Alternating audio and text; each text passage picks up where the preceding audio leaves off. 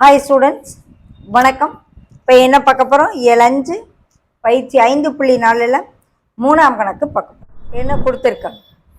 ஏங்கிற புள்ளி 1,2, பிங்கிற புள்ளி 6,7 ஆகிய புள்ளிகளை இணைக்கும் கோட்டி துண்டின் பிங்கிற ஒரு புள்ளி இருக்குது. அது எப்படி இருக்குது அப்படின்னு சொன்னால், ஏபி = 2/5 ஏபிங்கிற மாதிரி இந்த ஏபிங்கிற கோட்டு துண்டின் மேலே இந்த பிங்கிற புள்ளி இருக்குது அப்படின்னா இந்த பியின் ஆயத்தொலைவு என்னன்னு கண்டுபிடி அப்படின்னு சொல்கிறாங்க. இப்போ என்ன நம்ம இதிலிருந்து எடுத்துக்கிறோம் அப்படின்னு சொன்னால், இந்த ஏபியை கீழே கொண்டு வந்துடுவோம். AP/AB = 2/5. அதாவது AP/AB = 2:5ங்கிற விகிதத்தில் இருக்கு. நமக்கு AP/PB என்னன்னு தெரிஞ்சிச்சுன்னு சொன்னால், இந்த உட்புறமாக பி பிரிக்கிற விகித ஃபார்முலா நமக்கு தெரியும். பிரிவு விகித ஃபார்முலா தெரியும். என்ன? mx2 + nx1/m + n. அதே போல் my2 + ny1/m + n.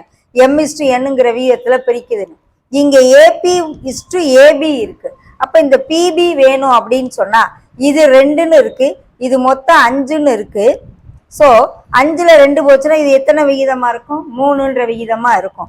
ஓகே, அப்போ AP தெரியும் 2ன்ற விகிதத்தில் இருக்கு.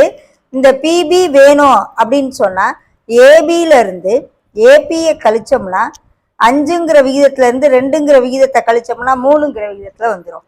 ஸோ AP/PB = என்ன ரேஷியோ வந்துடும்? 2/3ங்கிற விகிதத்தில் நமக்கு பிரிக்குதுன்றத நம்ம இதிலேருந்து கண்டுபிடிச்சி வச்சுக்கலாம்.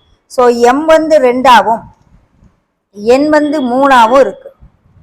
இது x1 y1 வச்சுக்கிடுவோம், இது x2 y2 வச்சுக்கிடுவோம். ஸோ இந்த 2 புள்ளிகளை 2:3ங்கிற விகிதத்தில் பிரிக்கக்கூடிய ஒரு புள்ளியினுடையது நமக்கு தெரியணும்னா அந்த பிரிவு சூத்திரம் எழுதணும். ஸோ P x, y வேணும் அப்படின்னா என்ன formula? mx2 + nx1/m + n, my2 + ny1/m + n. Okay, இப்போ m எத்தனை? 2, x2 6, y2 7, m 2, x2 6, mx2 + nx1/m + n.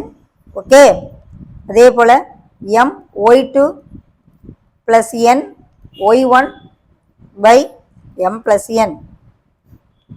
So 12 + 3/5, 14 + 3 2s are 6.